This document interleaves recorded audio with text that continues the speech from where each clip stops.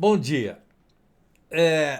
Como dissemos na aula anterior, hoje trataremos do tema da vedação do controle de constitucionalidade per salto,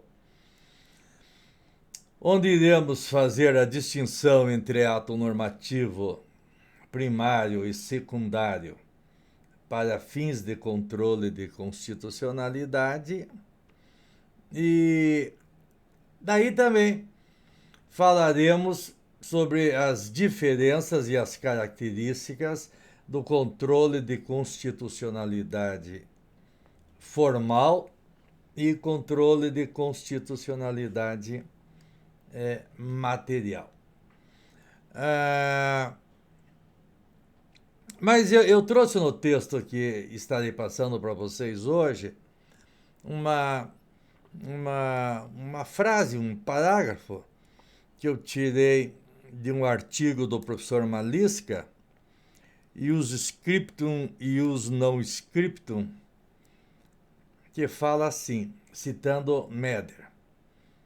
Meder coloca uma indicação sobre a questão da legitimidade democrática da lei. Ele entende, então, que a legitimação democrática da lei é apenas um mito da modernidade. Segundo ele, os projetos de lei hoje, em grande medida, são preparados por grandes escritórios de advocacia, sofrem forte influência de lobistas e estão sujeitos aos interesses das grandes corporações. Isso coloca um questionamento sobre a legitimidade democrática. E continua esse autor Meder. Ele trata da interpretação constitucional, em especial da interpretação dos direitos fundamentais, não apenas em relação entre o cidadão e Estado, mas também nas relações entre cidadãos.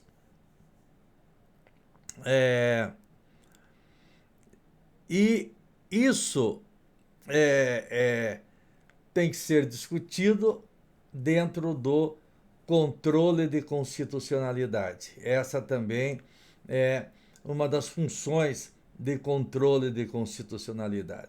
Então, por que é importante nós termos afinado esse instrumento de controle de constitucionalidade? Porque nós saímos já falei isso, né, do culto da lei para o culto à Constituição. Por que nós saímos do culto da lei? Porque está dizendo, não é, como o Meder explica, essa legitimidade democrática da lei está sendo colocada em jogo. Está virando apenas um mito. Por quê? Porque os projetos de lei estão sofrendo uma forte influência de lobistas. E as leis não estão sendo feitas no interesse público. Eu já disse, não é?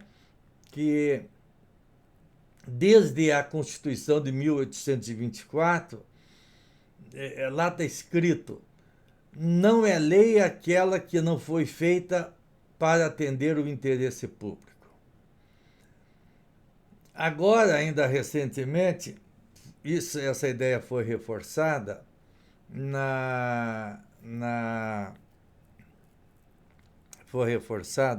no Código de Processo Civil, copiando lá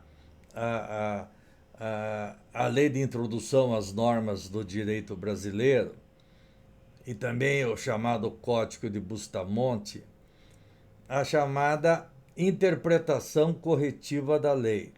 Ou seja, a lei tem que ser interpretada de maneira que atinja a finalidade social, de maneira que atenda ao fim social. Se nós formos olhar lá no Código de Processo Civil, deixa eu dar uma olhadinha aqui no Código de Processo Civil para falar melhor para vocês. Código de Processo Civil. Lá no Código de Processo Civil de 2015, está lá no artigo 8º. Antigamente, no Código de 73, dizia que o juiz julgava aplicando a lei. O artigo 8º, agora ele vai falar que o juiz julga aplicando não a lei, o ordenamento jurídico. O ordenamento jurídico é muito mais. Envolve a lei, claro, a lei também é envolvida, mas é muito mais. A lei é apenas um elemento do ordenamento jurídico.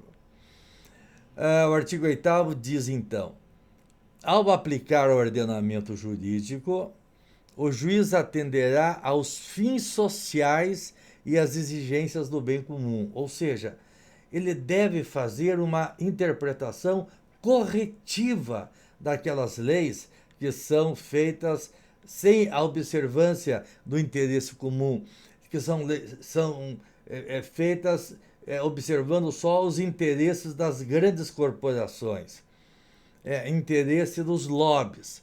Então, ao aplicar o ordenamento jurídico, o juiz atenderá aos fins sociais e às exigências do bem comum, resguardando e promovendo a dignidade da pessoa humana, princípio constitucional da dignidade da pessoa humana, e observando a proporcionalidade, a razoabilidade, a legalidade. Tá, a lei tem que observar também, mas ela é apenas um dos elementos. Ela tem que ser interpretada em conjunto com estes outros institutos, como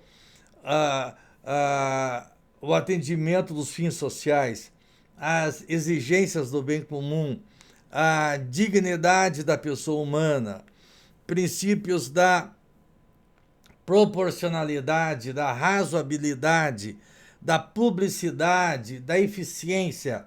Por isso, então, que nós saímos daquela posição de que o juiz deve ser apenas a boca da lei, né? O juiz não deve interpretar a lei, apenas cumprir a lei, para nós partirmos para um outro ponto, o juiz como a boca da Constituição. Né? E é isso que nós estamos tratando e devemos tratar no controle de constitucionalidade das leis, não é? Nós não podemos fazer o controle de constitucionalidade, veremos mais tarde, só da lei, mas também da interpretação da lei, não é? Nós devemos interpretar a lei de acordo com os princípios constitucionais. Bem, voltando ao nosso ponto, então, da vedação de controle de constitucionalidade per salto, no nosso sistema há uma espécie assim de uma pirâmide, uma hierarquia das leis. Lá no alto da pirâmide está a Constituição. Embaixo estariam as leis ordinárias, leis complementares, e embaixo estariam os decretos, os regulamentos. Então, a vedação do controle per salto vai dizer que os regulamentos que estão abaixo da lei, nessa hierarquia, em relação a eles não se faz o controle de constitucionalidade. Em relação a eles se faz apenas o controle da legalidade. O controle de constitucionalidade se faz da lei, não do regulamento. Então a vedação per salto eu não posso fazer o controle de constitucionalidade do regulamento porque entre o regulamento e a Constituição tem a lei. E daí eu estaria saltando a lei ao fazer o controle de constitucionalidade do regulamento. Isso porque toda norma ela tem o seu fundamento de validade na norma imediatamente superior. Qual é a norma imediatamente superior do regulamento? A lei. Daí sim, qual é a norma imediatamente superior da lei? A Constituição. Tudo bem. Então eu faço o controle de constitucionalidade da lei e não do regulamento. Do regulamento eu faço o controle da legalidade. É nisso que consiste a vedação do controle de constitucionalidade per salto. Mas daí vocês vão me perguntar o seguinte: ó, professor, lá o artigo 102 da Constituição vai dizer: compete ao Supremo Tribunal Federal, principalmente a guarda da Constituição, cabendo-lhe, inciso primeiro, processar e julgar originariamente, depois iremos fazer a distinção, o que é julgar originariamente e julgar em razão de um recurso. Então existem duas competências do Supremo, a competência originária e a competência recursal. Mas isso nós vamos analisar depois. Só lendo esse dispositivo agora dizendo, não é, que compete processar e julgar originariamente ação direta de inconstitucionalidade de lei ou ato normativo federal ou estadual. Professor, então, não é só da lei que você faz o controle de constitucionalidade, mas também do ato normativo. E o senhor está dizendo que não se faz do regulamento, então o regulamento não é um ato normativo? Sim, é um ato normativo. Mas existem dois tipos de atos normativos. Existe o ato normativo primário e o ato normativo secundário. O controle de constitucionalidade do ato normativo é do ato normativo primário e não do ato normativo secundário. O ato normativo primário é aquele em que entre ele e a Constituição não há nada de intermediário. Não há lei intermediando. O ato normativo primário é entre ele e a Constituição, não há nada no meio. Vamos citar um exemplo de ato normativo primário. Por exemplo, medida provisória, não é lei. É um ato do Poder Executivo, que quer virar lei, mas não é lei. Então, entre a medida provisória e a Constituição, não há lei. Então, a medida provisória é um ato normativo primário, porque entre ela e a Constituição não existe nenhum ato intermediário. Por isso, pelo princípio da vedação do controle de constitucionalidade per salto, nós temos que ler esse dispositivo que eu acabei de ler, que é o artigo 102, inciso 1º, a linha A, processar e julgar originariamente ação direta de inconstitucionalidade de lei ou ato normativo primário. Porque em relação ao ato normativo primário eu faço o controle de constitucionalidade e não o secundário. Em relação ao secundário, repito, eu faço o controle da legalidade. E aqui, notem, vai dizer: a lei ou ato normativo primário federal ou estadual. Significa, então, que eu não posso fazer controle de constitucionalidade de uma lei municipal. Mas, professor, eu não posso fazer o controle de constitucionalidade de uma lei municipal? Então, o município pode fazer qualquer lei inconstitucional? Não. O que eu não posso fazer o controle de constitucionalidade de lei ou ato normativo primário municipal é pelo sistema concentrado da ADIM. Eu faço daí o controle de constitucionalidade de lei ou ato normativo municipal pelo controle difuso. Então, é vedado fazermos o controle de constitucionalidade de ato normativo, de lei ou ato normativo primário municipal, pelo método do controle concentrado. Não significa dizer que não se faça o controle de constitucionalidade de lei ou ato normativo primário municipal. Sim, claro que se faz. Porém, não pelo método concentrado, mas sim apenas pelo método difuso. Agora, de lei ou ato normativo federal, ato normativo primário federal ou estadual, eu posso fazer o controle de constitucionalidade tanto pelo método concentrado como pelo método difuso. Mas da lei ou ato normativo primário municipal, só pelo método difuso, não pelo método concentrado.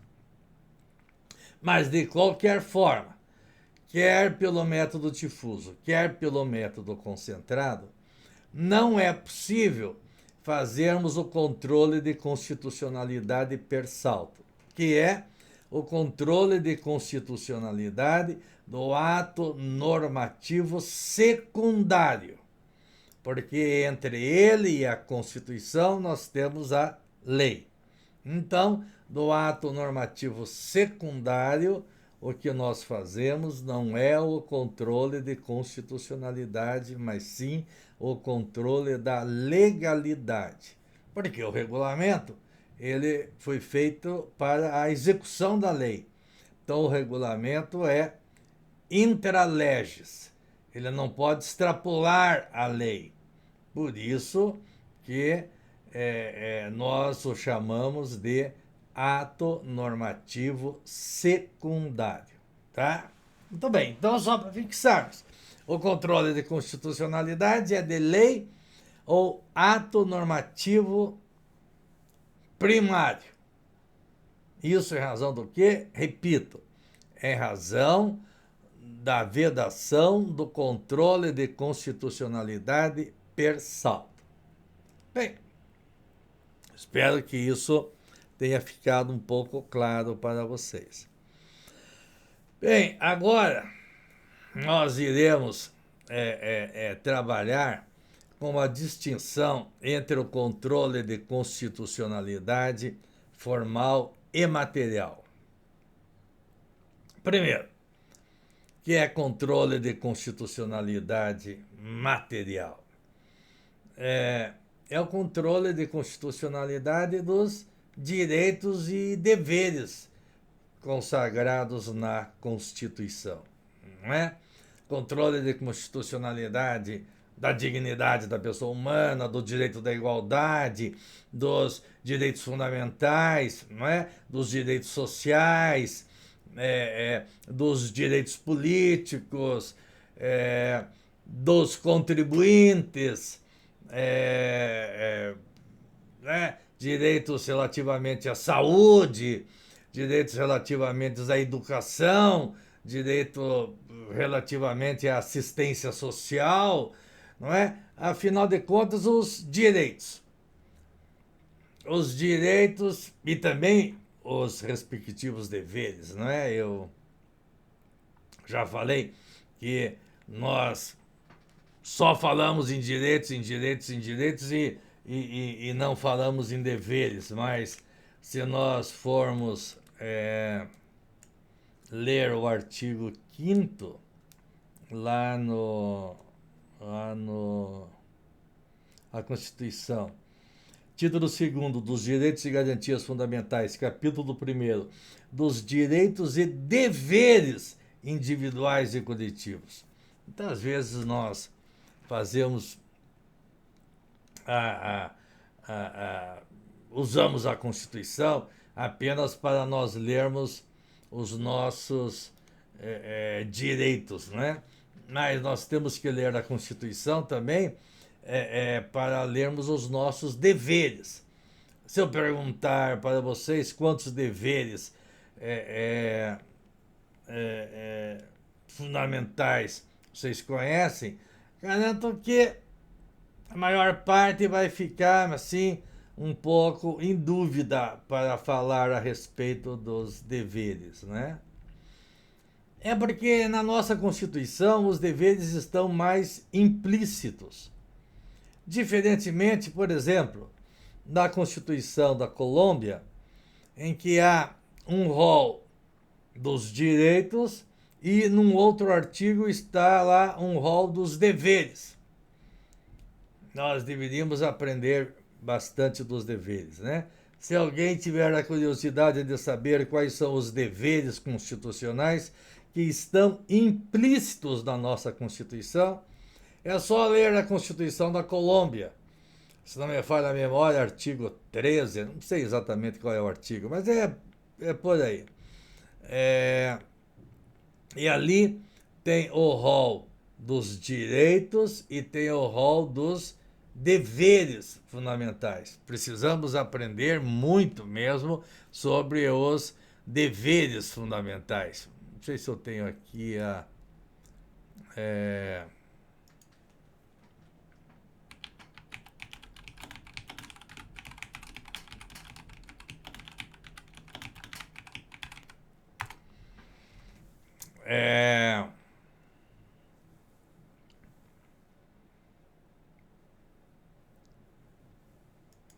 Eu estava procurando aqui a Constituição da Colômbia, mas não achei. Espera aí.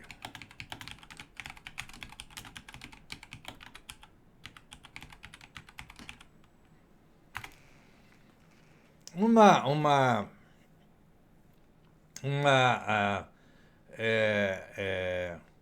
questão interessante é uma distinção que se faz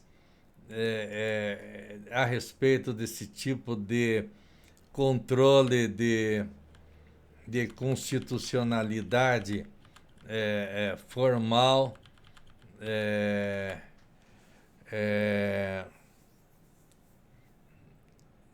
o material.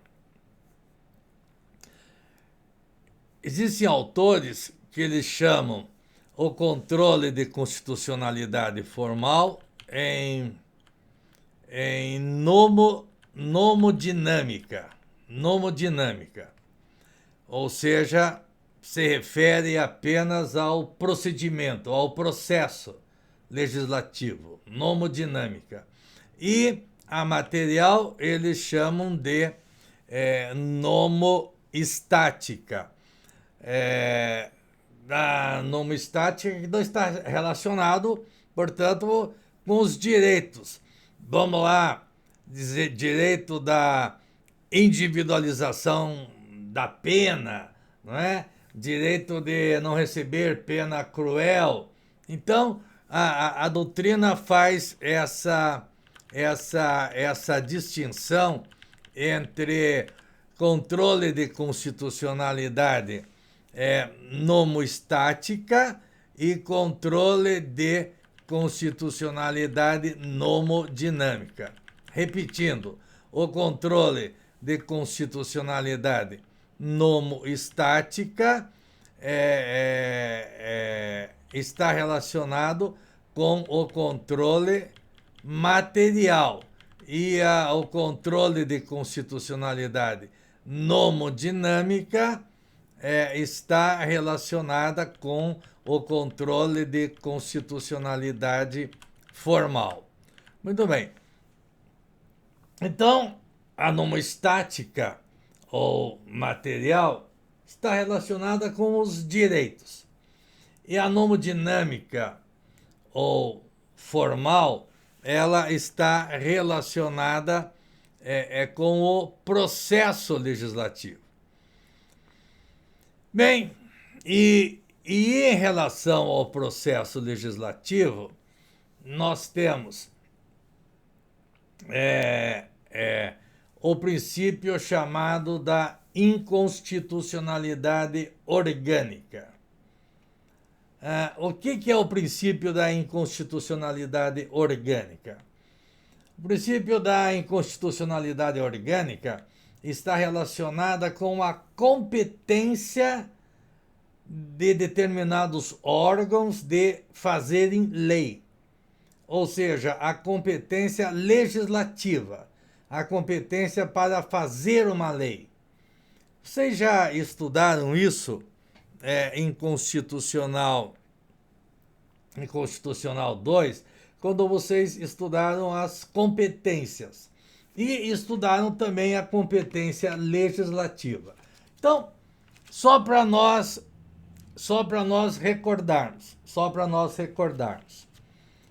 lá no artigo 22 da Constituição, vai dizer: compete privativamente à União legislar sobre direito civil, comercial, penal, processual, eleitoral, agrário, marítimo, aeronáutico, espacial e do trabalho, etc.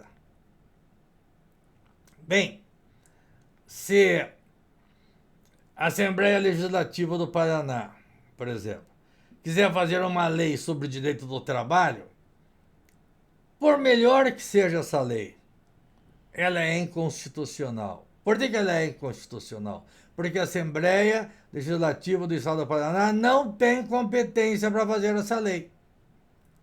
A lei a respeito do direito do trabalho, a competência da União.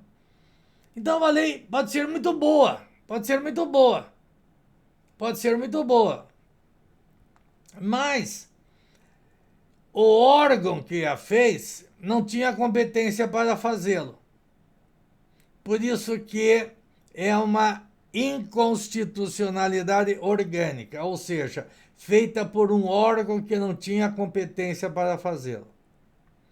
E daí essa inconstitucionalidade ela é formal, porque a lei é boa, ela vai até atender os interesses do trabalhador, mas ela é inconstitucional porque o órgão que a fez não podia fazê-lo.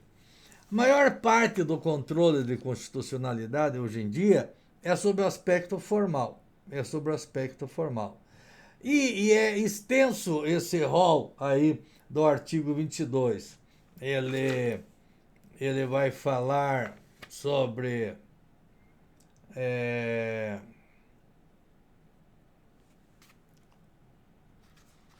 deixa eu pegar aqui, eu pulei do 22, estava lá no 23.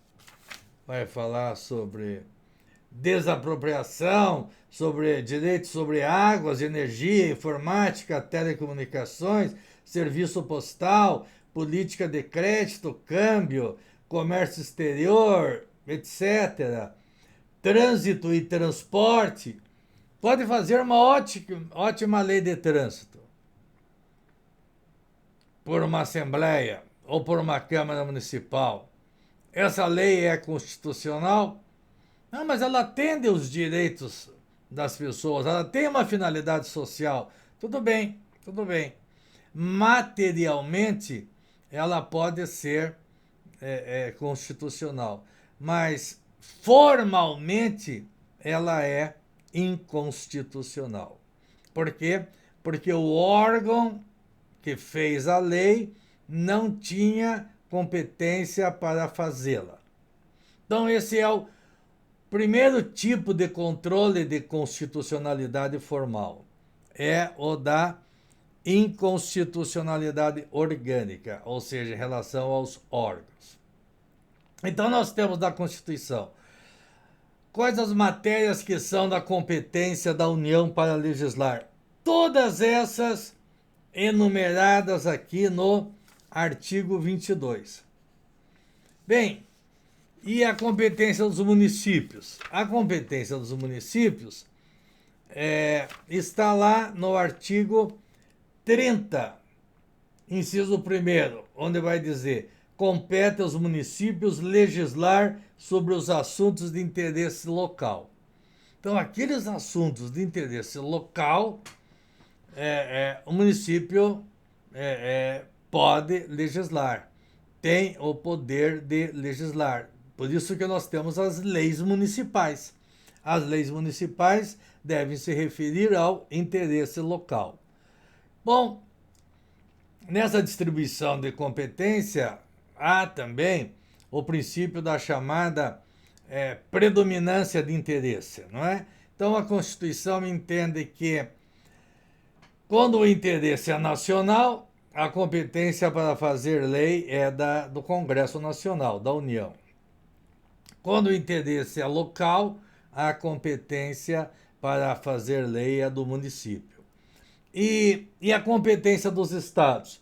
A competência dos estados é chamada a competência residual.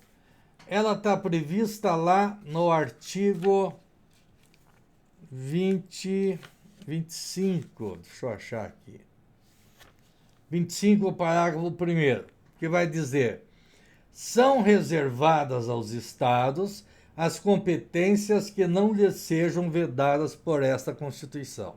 Ou seja, a Constituição enumera a competência legislativa da União, no artigo 22, e enumera e faz referência à competência legislativa do município, no artigo 30, inciso 1º. Então, aquilo que não for competência do município para legislar, nem competência da União, aí é da competência dos estados, por exemplo, né, da Assembleia Legislativa. Então, nós dizemos que a competência para legislar, a competência do Estado, dos Estados-membros, para legislar é uma competência residual. Como é que nós achamos essa competência? Por exclusão. Aquilo que não for da União, aquilo que não for do município, é do Estado. Então, o Estado só pode legislar sobre aquelas matérias que a Constituição não atribuiu ao Congresso Nacional e também não atribuiu aos municípios. Todavia, apesar disso ainda não aconteceu, mas a União ela pode delegar alguma questão específica para os estados legislarem.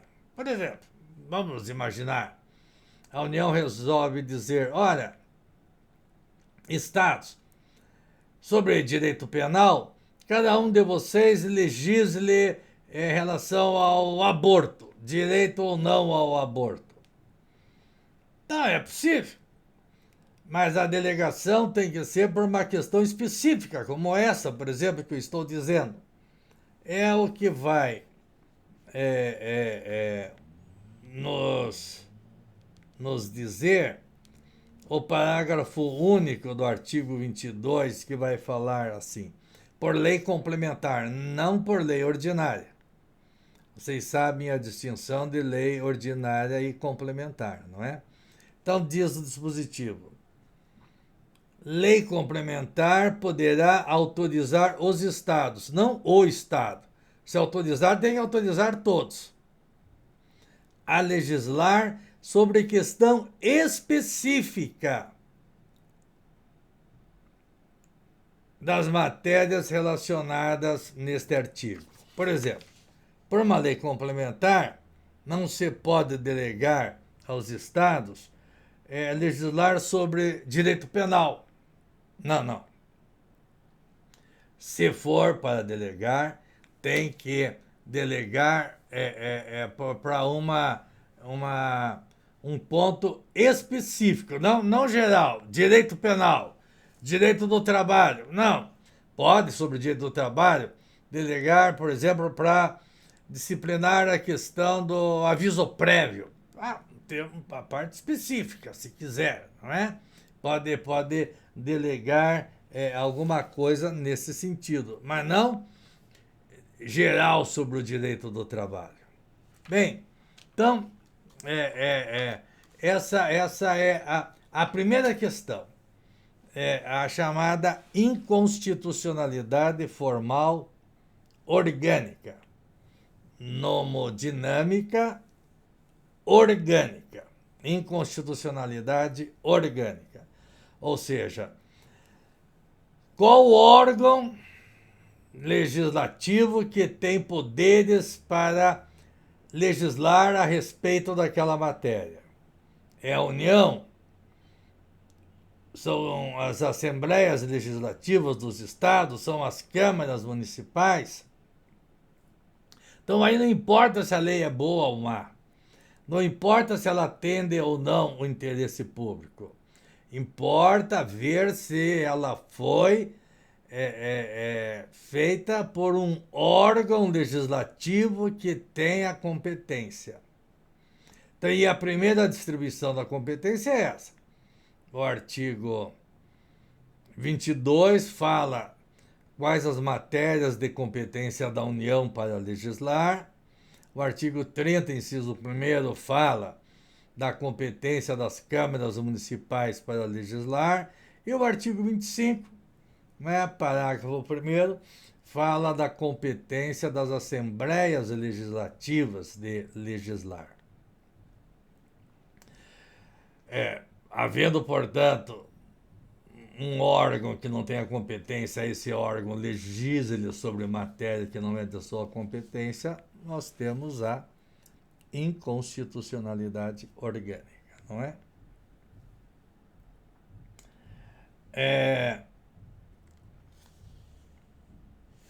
Um detalhe interessante é aquele que trata do artigo 24. Também ele fala de legitimidade para legislar concorrentemente, não privativamente. Privativamente é do 22, do 30, inciso 1º e do 25, parágrafo 1º. Mas o 24, ele fala do poder de legislar concorrentemente. Concorrentemente. Então vai dizer, compete à União, aos estados e ao Distrito Federal. Não fala nada do município, mas a competência concorrente do município está lá no artigo 31, inciso 2º, que vai 30, desculpe, inciso 2º, que vai dizer que compete ao município suplementar a legislação federal e a estadual no que couber. É uma competência concorrente. Então, vamos para o artigo 24. Compete à União, aos estados e ao Distrito Federal legislar concorrentemente sobre direito tributário. Até porque tem o poder tributário da União, tem o poder tributário dos estados, tem o poder tributário dos municípios, não é?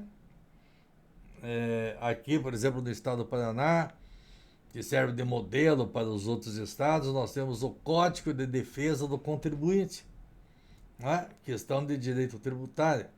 Temos ali o nosso código, pouquíssimo conhecido, mas é muito importante e muito bonito. Sobre direito penitenciário, econômico, sobre juntas comerciais, sobre florestas, caça, pesca, sobre a proteção do patrimônio histórico, cultural, sobre responsabilidade por dano ao meio ambiente, sobre educação, cultura, ensino, saúde, ciência, etc., criação e funcionamento do processo do juizado das pequenas causas, previdência social, proteção e defesa da saúde. Até nesse negócio da pandemia aí, tá essa briga, quem que pode legislar? Todos têm competência. A competência é concorrente, tanto da União como dos estados, como dos municípios. Os municípios, principalmente, aí, atendendo às suas peculiaridades locais, não é? Os estados atendendo às suas peculiaridades, não é? Regionais. E em relação à competência concorrente, vocês já estudaram, a competência da União é apenas para estabelecer normas gerais. A competência dos estados é para suplementar a matéria, legislar suplementarmente. Se a União não legisla, não estabelece as normas gerais, aí a competência para legislar dos estados é plena quando a União se omite, não é? E se a União mais tarde vier a suprir aquela sua omissão, vai dizer lá o parágrafo 4º, a superveniência de lei federal sobre normas gerais suspende a eficácia da lei estadual porque lhe for contrário. Ou seja, a União se omite em relação às normas gerais. Daí o Estado tem competência plena. O Estado daí legisla plenamente.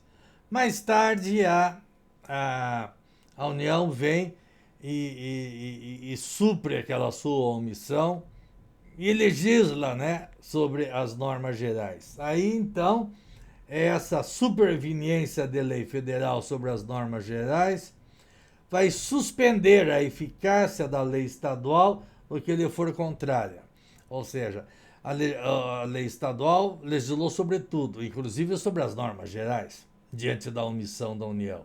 Mas veio a União supervenientemente e fez uma lei sobre as normas gerais. Daí, essa lei da União, ela vai retirar a eficácia relativamente às normas gerais daquela lei estadual, mas apenas na parte que contrariar as normas gerais que vieram a ser fixadas pela lei do Estado, não é?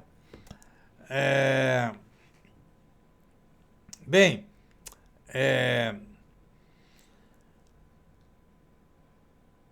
temos ainda a questão da inconstitucionalidade formal, mas relativamente à iniciativa. Tem algumas leis que pode ser de iniciativa de qualquer parlamentar. Mas tem algumas leis que o projeto de lei só pode partir do chefe do Poder Executivo. E daí quando a lei ela é feita por iniciativa de um deputado, de um senador, mesmo que ela seja aprovada, sancionada, mas aquela lei não podia ter sido, o projeto daquela lei não podia ter sido apresentado pelo parlamentar. Ela teria que ter sido apresentada pelo chefe do Poder Executivo. E é isso que nós iremos começar o nosso bate-papo da próxima aula sobre o controle de constitucionalidade formal por vício de iniciativa.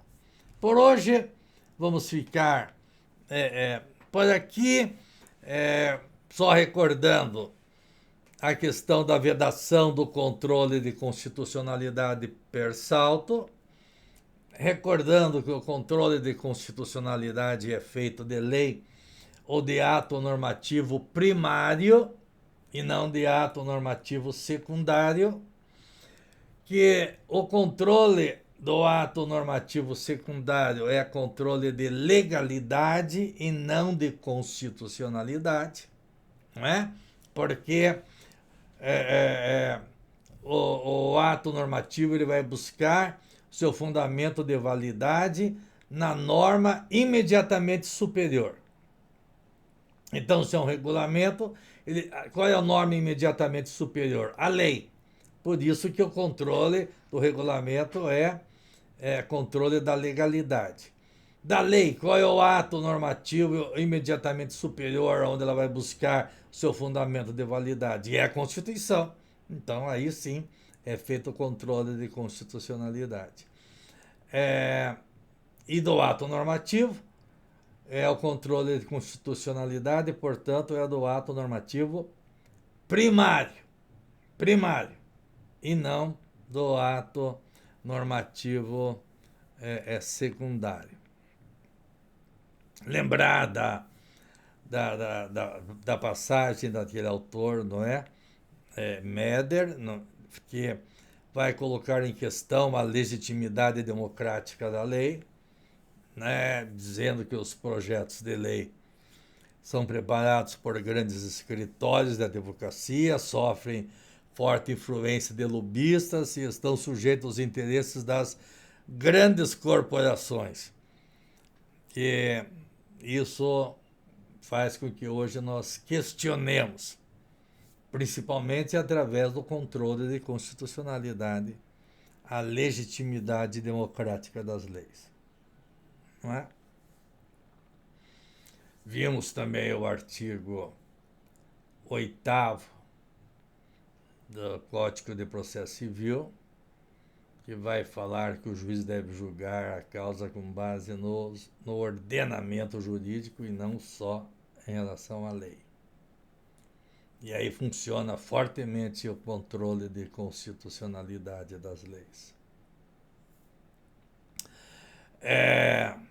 Daí começamos a conversar sobre o controle de constitucionalidade formal e material. Formal não entra no mérito da lei, se a lei é boa ou ruim, mas analisa apenas o processo legislativo de criação dessa lei. E a doutrina fala que controle de constitucionalidade formal é controle de constitucionalidade nomodinâmico, e o controle de constitucionalidade material é o controle de constitucionalidade nomoestático. Isso até eu deveria ter colocado no resumo da aula, não coloquei, mas vocês anotem isso, né? E que dentro da primeira espécie de controle de legislativo é controle de constitucionalidade, então, nomodinâmico ou formal, nós temos a chamada inconstitucionalidade orgânica, ou seja, inconstitucionalidade do órgão. Nós vamos ver não se a lei é boa ou ruim, e repito, não vamos analisar o mérito da lei, se ela atende o direito da igualdade, se ela atende o direito de proteção da vida privada. Não. Nós vamos verificar se ela foi feita por um órgão que tinha a competência para fazê-lo. E daí vamos recordar. Constitucional 2, quando fala da divisão das competências, né? Para legislar a competência da União no artigo 22, a competência dos estados, dos municípios no artigo 30, inciso 1º, e a competência dos estados, competência residual, prevista lá no artigo 25, parágrafo 1º. E daí também, essas são as competências privativas, né? E daí também vemos lembramos, né? Porque isso aí é lá do